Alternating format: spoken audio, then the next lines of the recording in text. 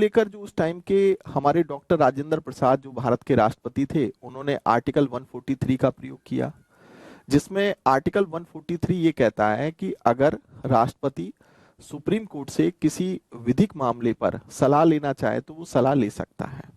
ठीक है, और सुप्रीम कोर्ट उसको सलाह देगी, लेकिन हालांकि ये कोई बाध्यकारी नहीं है। और एक और चीज और, कि जब राष्ट्रपति सुप्रीम कोर्ट से किसी विधिक मामले पर सलाह लेता है तो वहां पर संवैधानिक पीठ बैठाई जाती है। संवैधानिक पीठ का मतलब ये हुआ कि संवैधानिक पीठ में कम से कम 5 जज होने चाहिए जब संविधान की व्याख्या की जाती है। तो ये जो संवैधानिक पीठ जो बनती है उसमें कम से कम 5 जज होने चाहिए। या तो संविधान की व्याख्या का कोई मामला हो, या राष्ट्रपति ने सुप्रीम कोर्ट से कोई सलाह मांगी हो। इन दोनों मुद्दों पर संवैधानिक पीठ बननी जरूरी है। तो वहां सुप्रीम कोर्ट ने राष्ट्रपति को सलाह दी कि भाई देखो, ऐसा है कि भारत अगर अपने किसी क्षेत्र को दूसरे देश को देता है तो सरकार अकेले फैसला नहीं कर सकती, क्योंकि ये देश, ये जो क्षेत्र है वो जनता का है और संप्रभुता की पावर जनता में निहित है। इसलिए आपको संविधान संशोधन कराना पड़ेगा। और संविधान संशोधन कैसे कराना होगा कि पार्लियामेंट से विशेष बहुमत से भी बिल पास करना होगा, और साथ में कम से कम आधे राज्यों से भी बिल पास होना चाहिए। और जब सहमति मिल जाएगी, यानी कि संविधान संशोधन अगर क्लियर हो जाता है, तो तब भारत अपने किसी क्षेत्र को दूसरे देश को दे सकता है। अन्यथा ये नहीं कि सरकार ने फैसला ले लिया और दे दिया।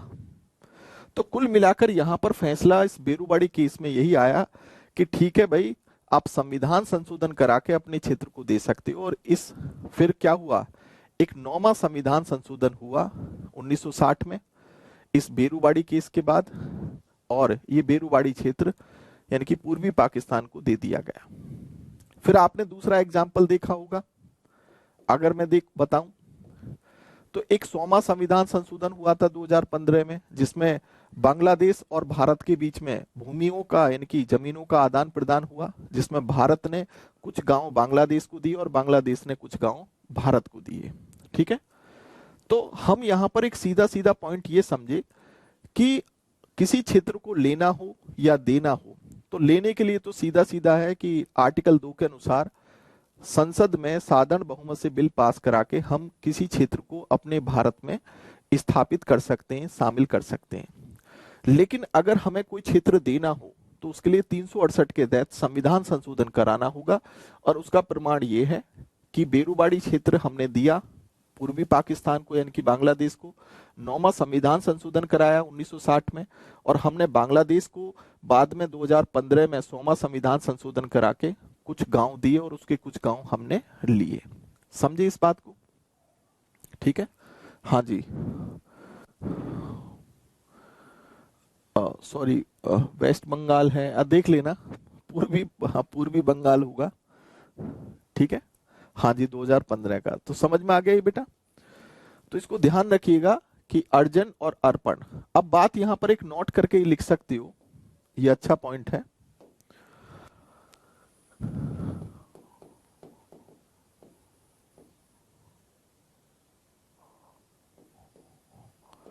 भारत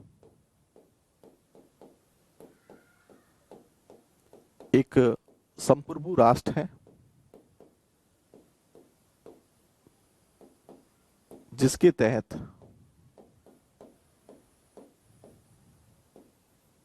भारत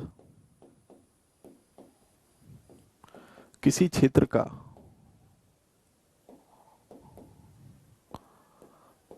अर्जन व अर्पण करने की स्वतंत्रता रखता है। ठीक है, यानी कि कहने का मतलब ये हुआ कि वो किसी क्षेत्र को ले भी सकता है और किसी क्षेत्र को दे भी सकता है, लेकिन देने के लिए जरूरी है कि उसे संविधान संशोधन 368 के तहत कराना होगा। ओके,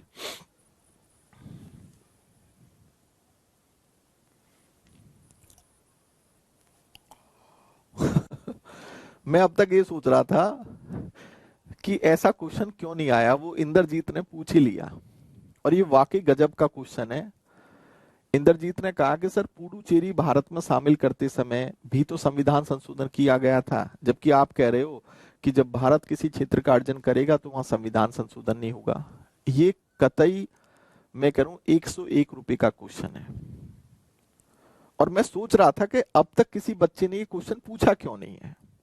ठीक है, तो इंद्रजीत के लिए तालियां, वाकई इन्होंने गजब का क्वेश्चन पूछा है। ये तार्किक क्वेश्चन है अपने आप में।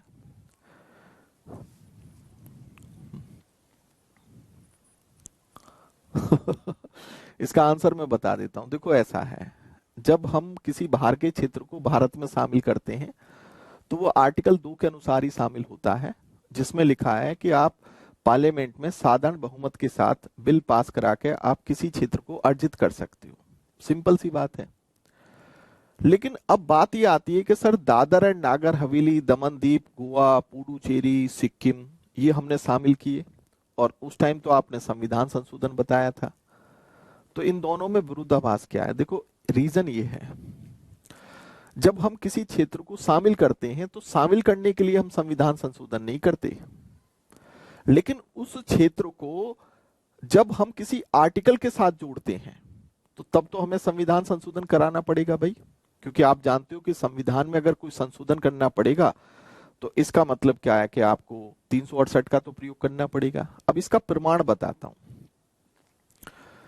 जैसे आप देखो, दादर एंड नागर हवेली के लिए मैंने कहा था कि हमने 10वां संविधान संशोधन किया था और 10वां संविधान संशोधन 1961 में हुआ था और दादर एंड नागर हवेली को हमने यूनियन टेरिटरी बना दिया। तो हमने वो दादर एंड नागर हवेली को अपने भारत में शामिल करने के लिए नहीं किया था। जब आप आर्टिकल 240 को ओपन करोगे, आर्टिकल 240 ओपन करो, यूनियन टेरिटरी में जाइए, 240 ओपन करो, आर्टिकल 240 खोलो।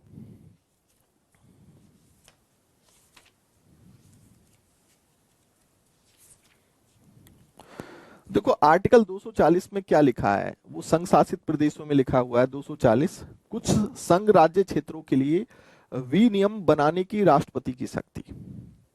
अब इसमें लिखा अंडमान एंड निकोबार द्वीप, लक्षद्वीप, दादर एंड नागर हवेली, दमन और दीप और पांडिचेरी। हालांकि आर्टिकल 240 राष्ट्रपति को बहुत बड़ी पावर देता है कि अगर राष्ट्रपति को इन यूनियन टेरिटरी के मामले पर अगर ये लगता है विकास के लिए, सुशासन के लिए अगर वो कानून बनाना चाहे तो वो संसद के कानून को रिजेक्ट करके वो अपने आदेश के द्वारा रेगुलेशन बना सकता है। ये पावर होती है राष्ट्रपति की, क्योंकि संविधान 240 उसको पावर दे रहा है। अब ये जो दादरा एंड नागर हवेली इसमें लिखा है, तो इसमें लिखा है, जब इसके आगे कमेंट दिया होगा 3, अब 3 वाला पॉइंट देखो, संविधान के 10वें संविधान संशोधन 1961 की धारा 3 के द्वारा जोड़ा गया। इसका मतलब ये 10वां संविधान संशोधन इसलिए हुआ था क्योंकि हमने आर्टिकल 240 में इसको जोड़ा था। समझे? क्लियर है? तो भारत में शामिल करने के लिए दादरा एंड नागर हवेली के लिए हमने कोई संविधान संशोधन नहीं किया था। हमने संविधान संशोधन इसलिए किया था ताकि इसको आर्टिकल 240 में जोड़ा जा सके। और यहां राष्ट्रपति के पास ही पावर है कि वो दादरा एंड नागर हवेली के लिए रेगुलेशन बनाने का अधिकार रखता है। ऐसे ही आपने देखा होगा कि पांडिचेरी का दिया हुआ है, दमनदीप का दिया हुआ है। क्लियर है? तो यहां मेरा कहने का या बताने का मतलब यह है कि ये जो संविधान संशोधन हुए हैं दमनदीप के लिए, दादर एंड नागर हवेली के लिए, सिक्किम के लिए, ठीक है, तो ये इस बात के लिए नहीं हुए थे कि भाई इसको हमने अपने संविधान में हमने इसको नए क्षेत्र के रूप में अपने संविधान में हमने इसको भारत में शामिल कर लिया। भारत में तो शामिल करने के लिए हम सिंपल मेजॉरिटी से कर ही सकते हैं, लेकिन संविधान के किसी भाग में अगर इस पॉइंट को डालना हो तो उसके लिए तो संविधान संशोधन करना ही पड़ेगा। इसलिए ये संविधान संशोधन हुए थे। ओके, अरे भैया संविधान की किताब है तुम्हारे पास? ये बताइए, संविधान की किताब है। अब मैंने आर्टिकल 240 बोला, किसी ने खोल के देखा?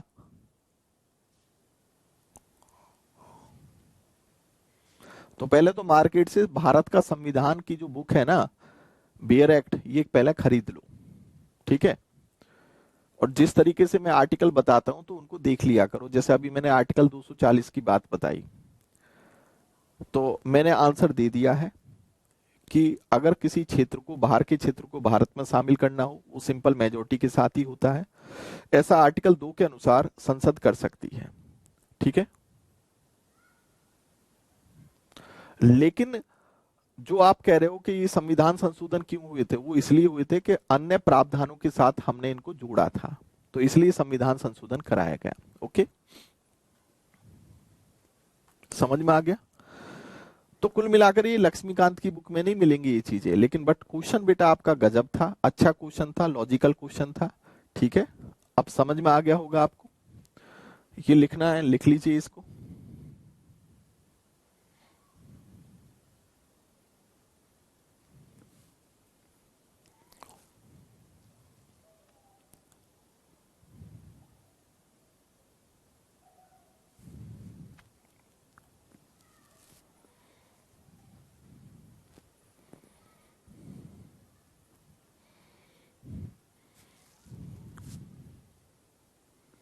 लिखो बेटा जल्दी से, आप लिख लो। लिख लिया आपने ये?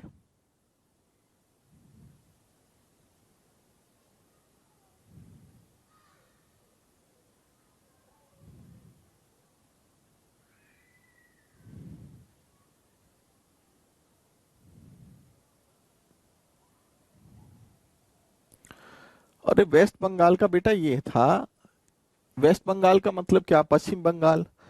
पश्चिम बंगाल का 9 वर्ग मील का एक विवादित क्षेत्र था जिसमें 12,000 लोगों की आबादी रहती थी।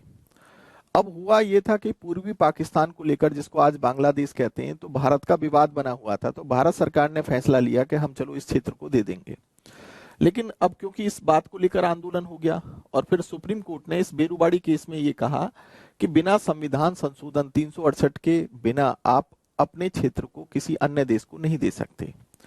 तो फिर उसके बाद आपने देखा कि 9वां संविधान संशोधन 1960 में हुआ और तब इस बेरुबाड़ी क्षेत्र को पूर्वी पाकिस्तान को दे दिया गया, जिसको आज हम बांग्लादेश कहते हैं। फिर हमने एक 100वां संविधान संशोधन भी किया 2015 में, जो बांग्लादेश और भारत के बीच हुआ और जमीनों का आदान प्रदान किया गया। ठीक है, ओके, लिख लिया आपने? अब देखो, नए राज्यों का गठन, नए राज्यों के गठन को लेकर, नए राज्यों का जो गठन है उसको लेकर देखिए। अब ये कहानी तो मैंने आर्टिकल 4 तक आपको बता दी, थोड़ा सा ध्यान से सुनिएगा क्योंकि यहां से अब मेंस के पॉइंट शुरू होते हैं। ठीक है, कि नए राज्यों के गठन को लेकर कौन कौन सी कमेटियां बनी और क्या क्या हुआ था। थोड़ी सी क्लास आधे घंटे की बढ़ जाएगी आपकी। देखो, हुआ यह था कि धर कमेटी बनी थी एक, जिसको हम क्या कहते हैं, धर समिति कहते हैं। तो ये जो धर समिति थी, इसने अपना रिकमेंडेशन क्या दिया था, इसने अपनी सिफारिश में क्या बोला, क्योंकि दिक्कत यहां थी कि हमारे साउथ के राज्यों में भाषा को लेकर नए राज्यों की डिमांड होने लगी थी, क्योंकि भारत में कई तरह की भाषाएं बोली जाती हैं। तो यहां पर जब ये कमेटी धर समिति 1948 में बनी थी, तो इसने सिफारिश में कहा कि भाषा के आधार पर नए राज्यों का गठन नहीं हो सकता। इसने सीधा सीधा मना कर दिया था। हालांकि देखा जाए तो उस टाइम जो कांग्रेस पार्टी थी, उसका जो विभाजन था वो भाषा के आधार पर ही था। लेकिन कांग्रेस पार्टी को यह डर था कि अगर हम भाषा के आधार पर राज्यों को डिवाइड करेंगे तो इससे कहीं ना कहीं ऐसा ना हो कि भारत का और बंटवारा हो जाए, क्योंकि धर्म के आधार पर तो पहले ही भारत पाकिस्तान अलग अलग हो चुके थे। तो इस डर की वजह से सरकार भी नहीं चाहती थी कि भाषा के आधार पर देश का बंटवारा हो, यानी कि देश में राज्यों का विभाजन हो। तो सीधा सीधा धर समिति जो थी उसने मना कर दिया कि भाषा के आधार पर नए राज्यों का गठन नहीं हो सकता। फिर उसके बाद आपने देखा जेवीपी कमेटी बनी, ये भी 1948 में बनी थी। अब जे का मतलब क्या है, जवाहरलाल नेहरू, वी का मतलब वल्लभ भाई पटेल और पी का मतलब पट्टाभी सीतारामैया। तो ये जो जेवीपी कमेटी बनी थी, इसने भी अपने रिकमेंडेशन में क्या कहा, इसने भी यही कहा कि भाषा के आधार पर नए राज्यों का गठन नहीं हो सकता। ठीक है, तो इसने भी अपनी सिफारिश में क्या बोला था इसने भी कहा कि भाषा के आधार पर नए राज्यों का गठन नहीं हो सकता। तो इसको हम क्या कहते हैं, जेबीपी समिति कहते हैं, 1948 में बनी थी। इन दोनों पॉइंटों को लिख लो कि धर समिति और जेबीपी समिति के द्वारा सिफारिश दी गई कि भाषा के आधार पर नए राज्यों का गठन नहीं हो सकता।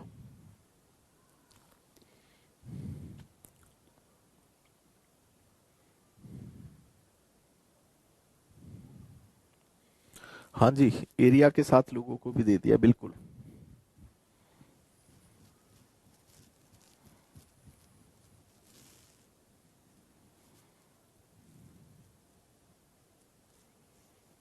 आपने लिख लिया ये? तो दोनों कमेटी की सिफारिश एक ही थी कि भाषा के आधार पर नए राज्यों का गठन नहीं हो सकता। ठीक है, ये हेडिंग डाल ली होगी आपने। अब बात यह आती है कि भाषा के आधार पर नए राज्यों के गठन को लेकर, क्योंकि दक्षिणी भारत में काफी आंदोलन हो रहे थे, तो देन कहीं ना कहीं सरकार को एक कमेटी बनानी पड़ गई, एक आयोग बनाया, जिस आयोग का नाम क्या था? इस आयोग का नाम था राज्य पुनर्गठन आयोग। ये राज्य पुनर्गठन आयोग जो बना था वो 1953 में बना। इस आयोग के जो अध्यक्ष थे, यानी कि इसको फैजल अली आयोग भी कहते हैं, इस आयोग के जो अध्यक्ष थे वो फैजल अली थे, और सदस्य दो थे, एक तो हृदयनाथ कुंजरू थे, लिख लो, और एक के.एम. पानीकर थे। दो इसमें सदस्य थे, एक तो हृदयनाथ कुंजरू और के.एम. पानीकर। तो इनका मतलब क्या है? के.एम.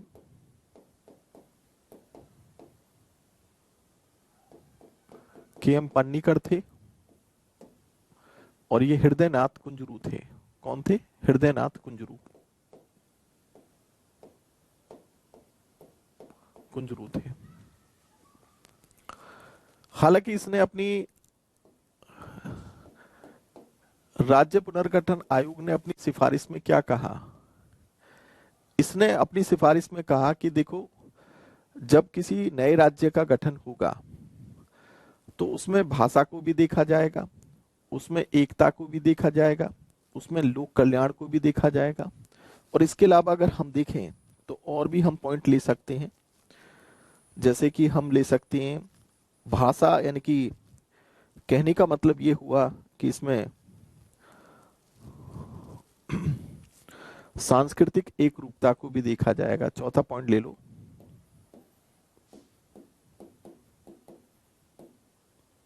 सांस्कृतिक एक रूपता। यानी कि कहने का मतलब है कि सिर्फ राज्य का गठन भाषा के आधार पर नहीं होगा, भाषा के साथ साथ देश की एकता और अखंडता को भी देखा जाएगा, लोक कल्याण को भी देखा जाएगा, और सांस्कृतिक एक रूपता को भी देखा जाएगा। तो तब हम राज्यों का गठन कर सकते हैं। साथ में राज्य पुनर्गठन आयोग ने यह भी कहा कि इसके लिए पार्लियामेंट में एक राज्य पुनर्गठन अधिनियम पास होना चाहिए। तो देन 1956 में एक राज्य पुनर्गठन अधिनियम ला दिया गया। तो इस आयोग की रिकमेंडेशन पर राज्य पुनर्गठन अधिनियम ला दिया गया। तो कुल मिलाकर 1956 में हुआ ये कि हमारे देश में जो 4 तरह के क्षेत्र थे उन सबको आपस में मर्ज करके इस कानून के द्वारा जो है 14 राज्य और 6 संघ शासित प्रदेश बना दिए गए। तो यहां पर समझे, तो जो धर समिति बनी थी और जो जेबीपी समिति कमेटी बनी थी, इन्होंने कहा कि भाषा के आधार पर नए राज्यों का गठन नहीं हो सकता। लेकिन राज्य पुनर्गठन आयोग जो सरकार के द्वारा बनाया गया, उसने कहा कि नए राज्यों को बनाने के लिए कुछ बातों को देखना या कुछ चीजों को देखना जरूरी होगा। सिर्फ भाषा के आधार पर ही नहीं बनाया जा सकता, भाषा के साथ साथ देश की एकता अखंडता भी देखनी होगी, सांस्कृतिक एक रूपता भी देखनी होगी, लोगों का कल्याण भी देखना होगा। देन तब इन आधारों पर हम नए राज्यों का गठन कर पाएंगे, और उसके लिए हमें एक राज्य पुनर्गठन जो है बिल पास कराना होगा, और वो राज्य पुनर्गठन अधिनियम 1956 में पास हुआ।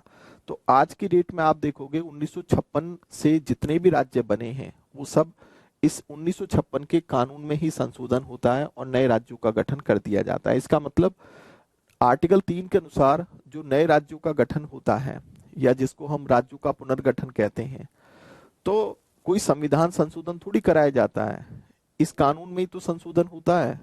भाई राज्य पुनर्गठन अधिनियम लाना होता है और सिंपल मेजॉरिटी से, साधारण बहुमत से पार्लियामेंट से बिल पास करा के नए राज्यों का गठन कर दिया जाता है। इसका मतलब इसी कानून के तहत नए राज्यों का गठन होता है। ओके, लिख लीजिए। तो कहने का मतलब है कि ये क्या है, नए राज्यों के गठन के आधार हैं। ये चारों पॉइंट क्या है?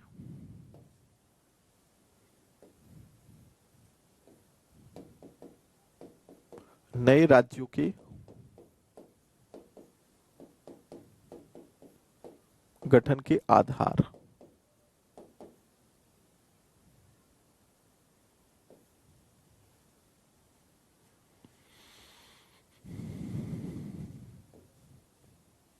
क्लियर होगा?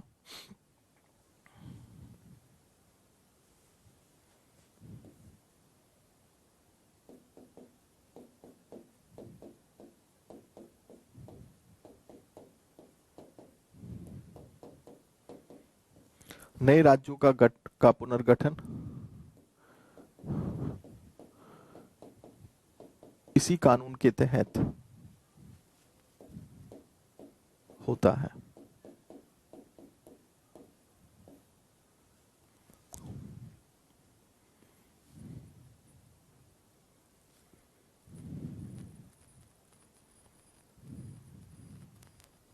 हो गया?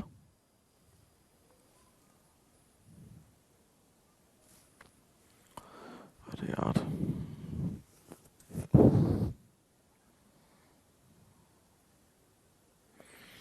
आज भी यार थोड़ा सा भैया स्पीड बढ़ाओ, थोड़ा सा स्पीड बढ़ाइए बेटा, ताकि चीजों को थोड़ा सा स्पीड बढ़ाओगे तो मैं थोड़ा जल्दी करवा पाऊंगा। इसको लिख लो।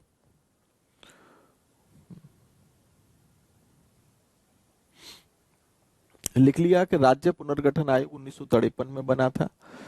इसको फैजल अली आयोग भी कहते हैं। इसके अध्यक्ष फैजल अली थे। इसमें 2 सदस्य थे, हृदयनाथ कुंजरू और के एम पन्नीकर। ठीक है। इसने अपनी सिफारिश में कहा कि भाई नए राज्यों का जो गठन होगा उसके निम्न आधार होने चाहिए: भाषा, एकता, लोक कल्याण और सांस्कृतिक एक रूपता। इन आधारों पर बनाया जा सकता है। फिर हुआ क्या कि इसने ये भी कहा कि इसके लिए कानून बनाया जाना चाहिए, तो राज्य पुनर्गठन अधिनियम 1956 ये कानून बना दिया गया और आज की डेट में इसी कानून के तहत नए राज्यों का पुनर्गठन होता है। ओके, हो गया? मेरी आवाज आ रही है ना?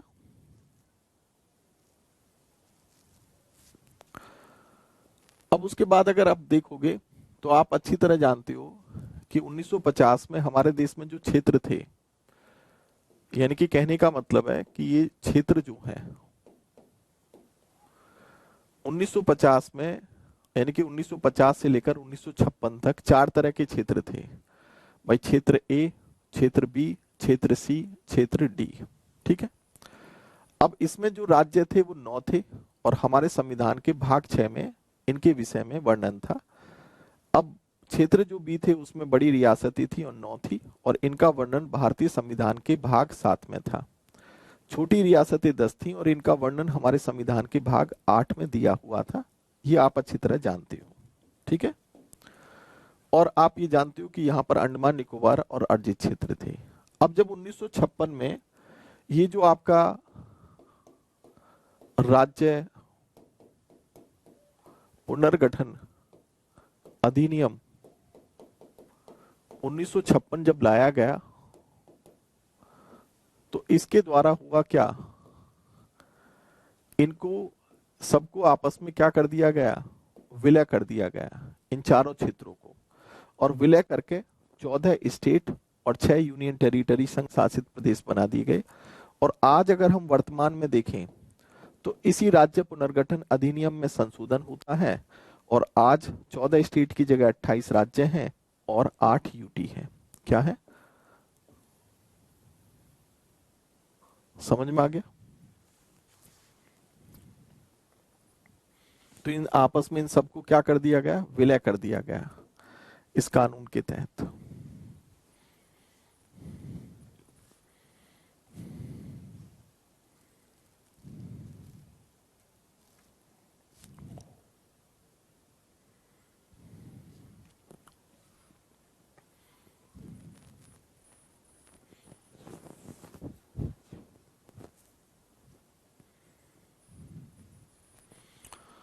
तो बेशक नोट करके लिख लो, यहां पर पॉइंट में लिख देता हूं।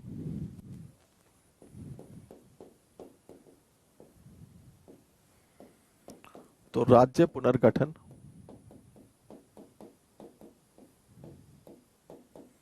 अधिनियम 1956 के द्वारा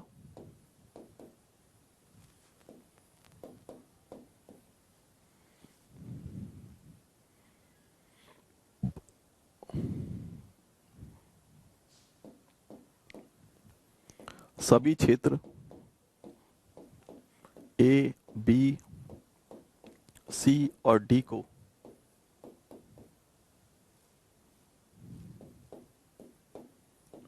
विलय कर दिया गया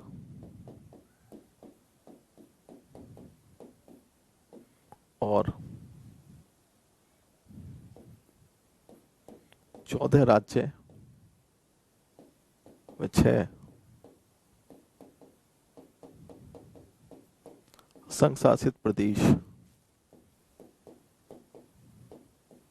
बना दिए गए।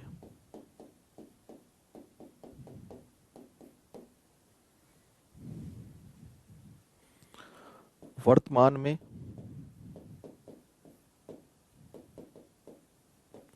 जो भी नए राज्य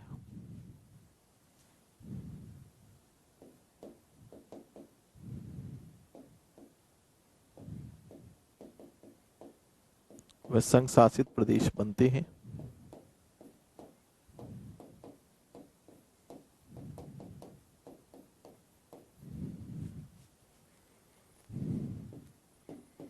वो सभी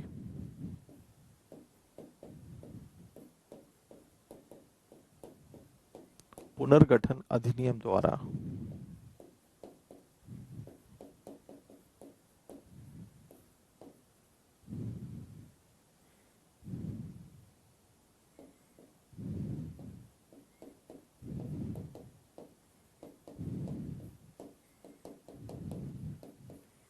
बनाए जाते हैं। ठीक है।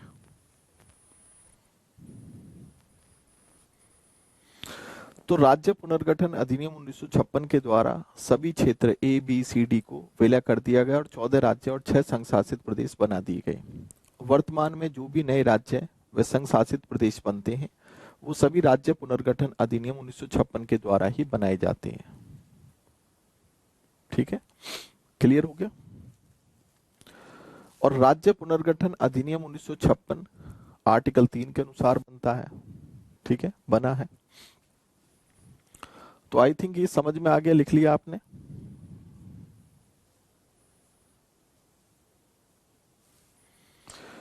इतना जल्दी पढ़ाने के बाद भी अब भी रह गया, क्योंकि हो गया, लिख लिया आप लोगों ने। टाइम तो ज्यादा हो गया, तो लिख लो बेटा इनको पहले, सबसे पहले।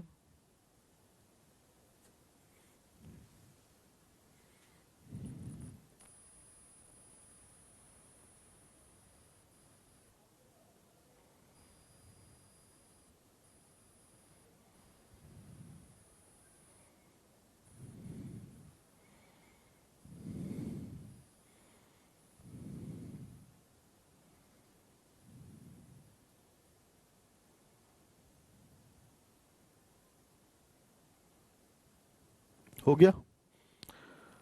हालांकि अब चीजें मैं आगे पढ़ाऊंगा फिर, क्योंकि यहां तक